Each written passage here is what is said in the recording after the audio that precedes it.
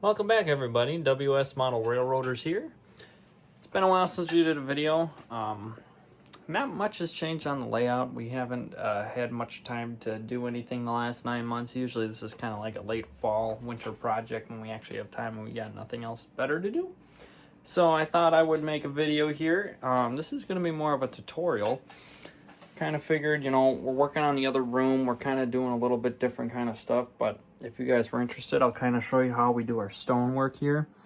So this is Styrofoam, pretty much. A lot of people will use kind of like plaster or something like that. So I'll show you this method, which I think turned out pretty darn good.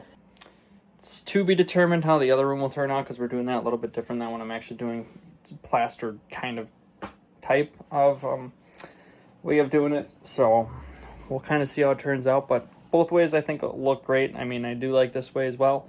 So just kind of show you guys what it looks like, how you guys do it, and yeah. So just for reference, this is the other room now that room connects to. Goes through the wall right there. You guys saw it in my first video if you took a look at that. A lot has changed in here. We've done quite a bit of work. Unfortunately, I didn't really get much on the video, but so far we've got our mountainside kind of built out, and this is all actually different Rockwork. This is not foam like I used in the other way. There's foam underneath, but we actually put plaster on top of this, and we're gonna see how easy this is to do. So this is how it turned out. I think it turned out okay. I still got to paint it a little bit better, add some more detail. This is just kind of a base color we got on here, but I think it turned out okay. It probably, actually, in my opinion, was a little bit easier to do this. It does take longer to dry to actually get to work on it, but I think it turned out okay. Did quite a bit of ballasting. Probably wasn't caught on video as well. I made sure to ballast in the tunnels just so we could actually start working on the scenery in here, because this can be ballasted in a little bit. We don't necessarily need to worry about that now.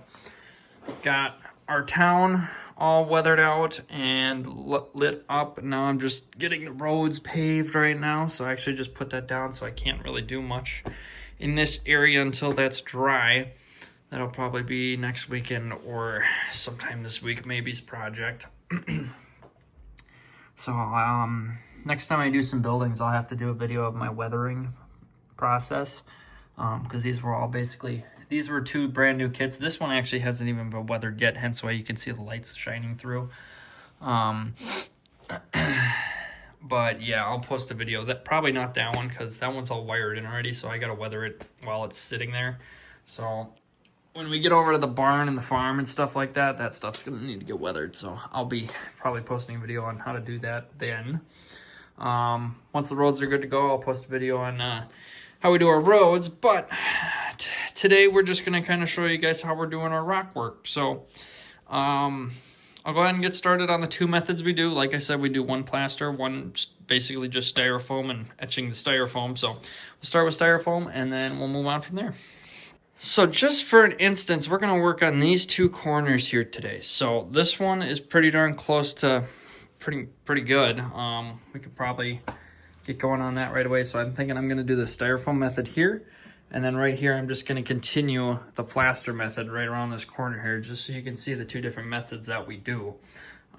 This is probably going to be a good corner to start with the styrofoam, just because it's kind of a little bit separated, and to be honest, it'll probably be able to match up pretty darn well, so you won't even tell the difference except when you actually tap on it, because it'll be hard versus, you know, that's foam right there, so it's a little bit more padded. So that's really the only difference. So if you want a more robust, durable ground, definitely plaster is the way to go.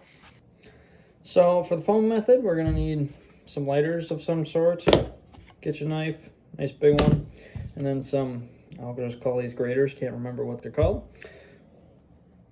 And we're simply going to just kind of smooth this surface out.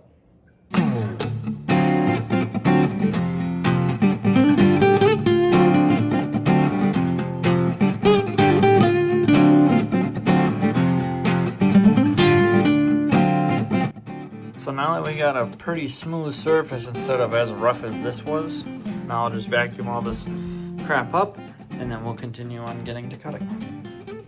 Now we're going to take our knife And we're just gonna make basically a bunch of horizontal slits along the whole way, kind of just slicing it up every like 1/4 inch or so. And you can do it by just going along like so. So notice how I'm just dragging it across. I'm not, slicing through it. I'm just dragging it across. And if it's too complicated to do every 1/4 inch, just go like every 1/2 inch and then try and get in the gaps afterwards.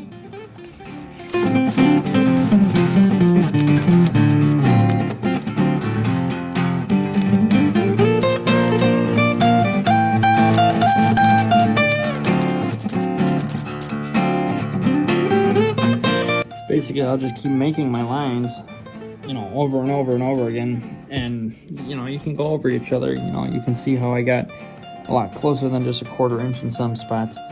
But eventually, I'll just give it a nice little tone to the stone or the foam there.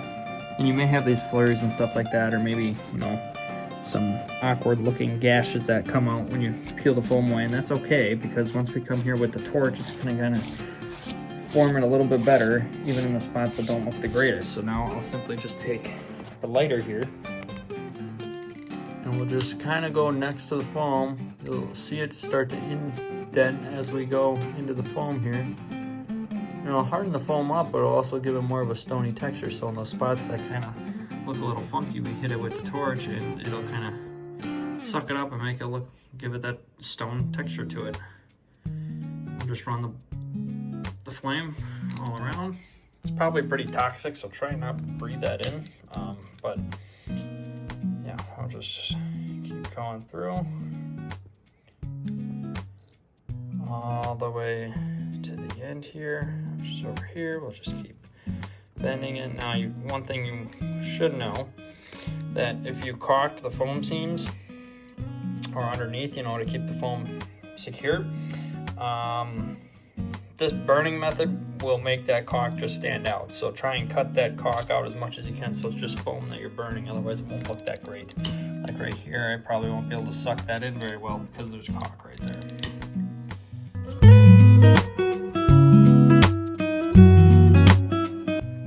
So basically it's just a process. After you burn, maybe hit it a couple more times with the knife again, burn it again. I started down here and I just made my new cuts on this side. I haven't burned it yet, so I'm just gonna hit it with the flame. Try not to start anything on fire. Once it's all nice and melted, maybe we'll come in again real quick with the knife, give her some slits.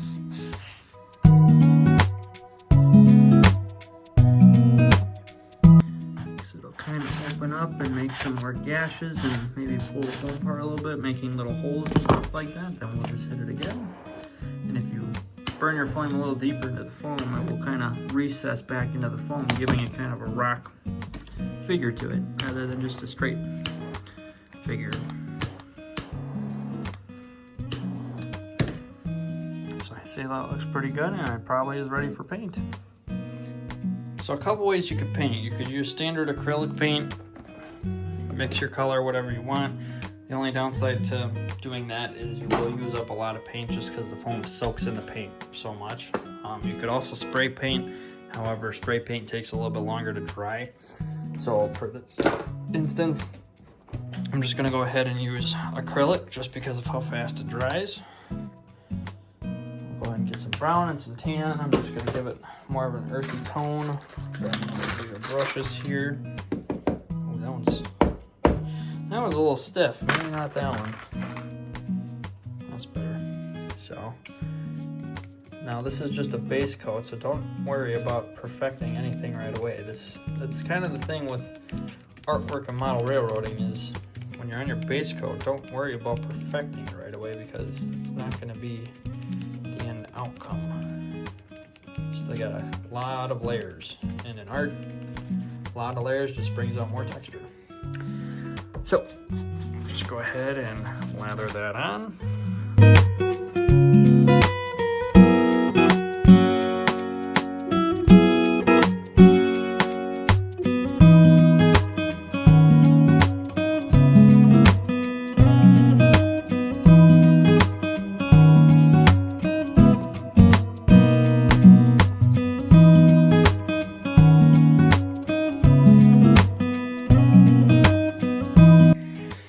looks like that. We have a base layer of Rockwork done. Now it just needs some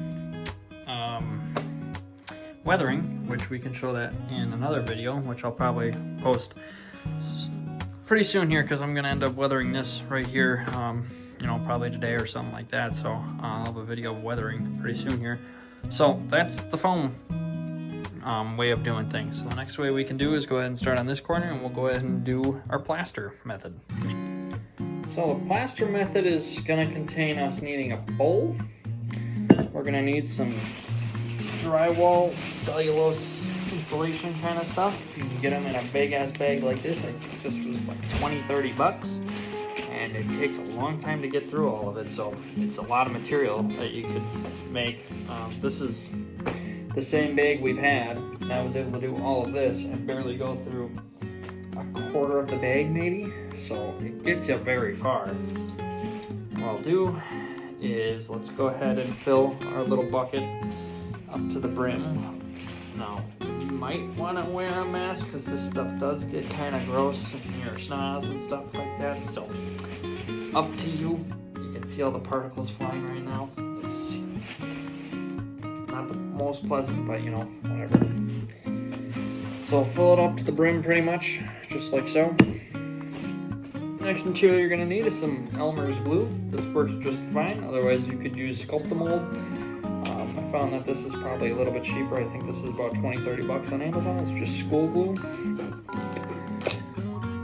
And we'll go ahead and dump. It does take a lot more glue, so the ratio is water to glue. Now, you want this stuff to be very pasty. I don't know if that's the right word, but we're gonna put probably a cup and a half of glue in there, something like that. Just covering the top here, as you can see. Then I'm gonna go get some water. So warm water seems to work just a tad better. You don't want to fill it too full of water. You want to be able to mix this stuff, and it will be a little messy, so be prepared. Basically, you're just gonna mix this until it's a nice, kind of like cottage cheese consistency. You don't want it too watery. You want to make sure it's nice and tacky. That was the word I was looking for. And it'll take a minute or so to actually get this nice and mixed up. Alright,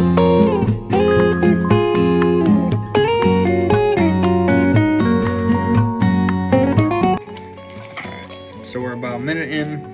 This is extremely tacky. As you mix it, it'll break apart the cellulose a lot. But this is already pretty broken up, and it's pretty firm.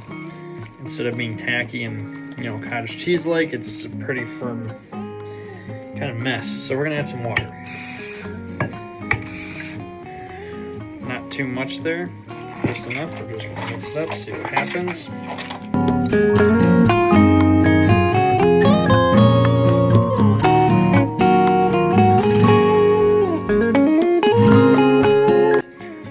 Close to that consistency we want. Probably going to add a little bit more water and actually a little bit more glue, just because now that everything is kind of absorbed the liquids, I think it needs a little bit more glue to kind of give it more of a soupy texture. So I just added probably a couple tablespoons more glue into there.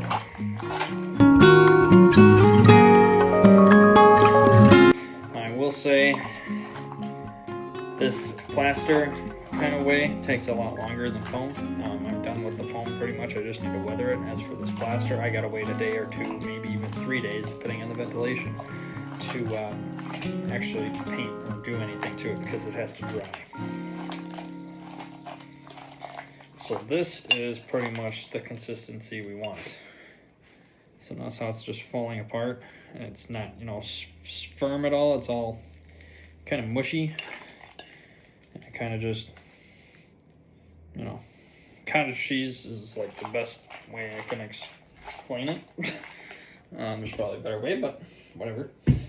So when you're doing the plaster method, you don't have to be so particular with hiding your cracks and stuff like that, and caulking or even forming, because all this is getting covered, so you can completely do whatever you want with the plaster. to kind of form your mount. So like this crack, that's all going to get filled with plaster, as opposed to I would have to do something if I were just painting and doing this method. So I'll go ahead and start applying plaster so you guys can see how I do it, and we'll go from there.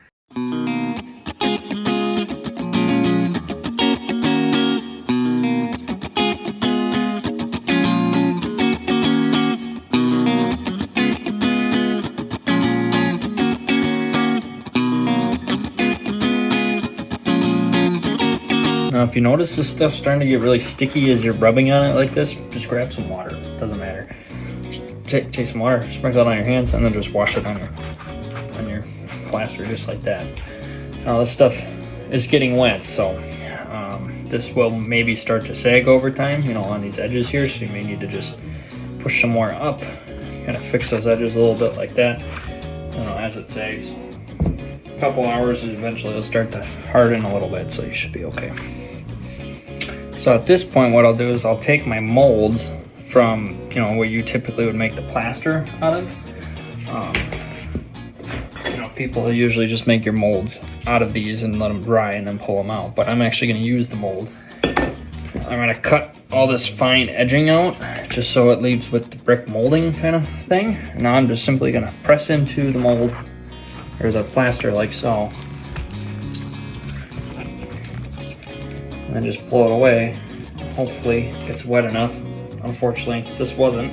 A good method, if this is dry, hit it with some water before you do it. I haven't done this in a while, so I forgot to do so, but it'll prevent it from sticking. So now if I come back on here and do it again, hopefully it should do a better job. Just like that, it gives it a nice little rock texture, and there may be some spots you may need to touch up, but I'll just kind of go around the mountain like that, or the edge I should say. It may take a couple times to kind of give it the texture you're looking for.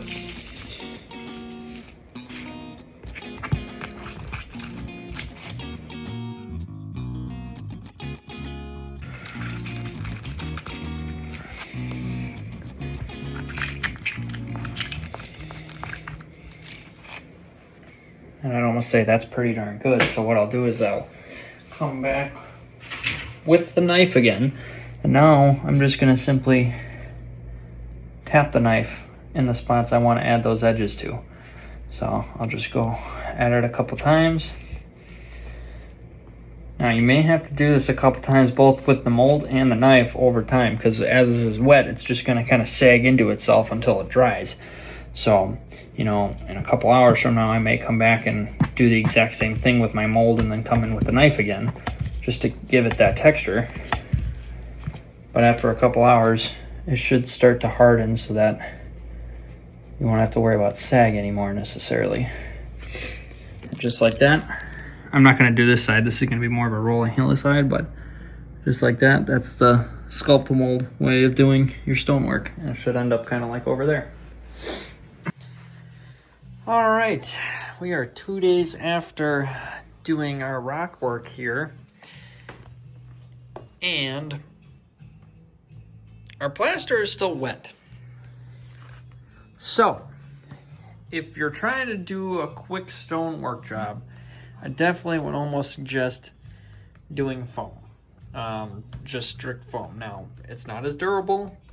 You know, if you take a knife to that, it'll pluck right off, as opposed to this stone here, which is hard. Now, obviously, the paint has chipped off a little bit. That's just from me working in this location. But, you know, if time is the essence and you want to be fast about it, the foam way works just fine.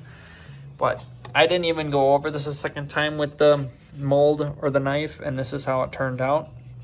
So it still turned out pretty good without, you know, having to do touch-ups or anything like that. But that's the ways you can make your rock work and stuff like that. Just some ideas for you guys. So if you guys enjoyed, just let us know. Otherwise, we'll see you in the next video. I think I'm going to start on doing some weathering on the stonework over here, so I can kind of show you guys how I do that. And weathering is going to be pretty much the same. So it doesn't matter, obviously, what type of rock work you do. It's going to be the same style that I do. So I'll show you guys how I do that. So hopefully you guys enjoyed, and we'll catch you in the next video.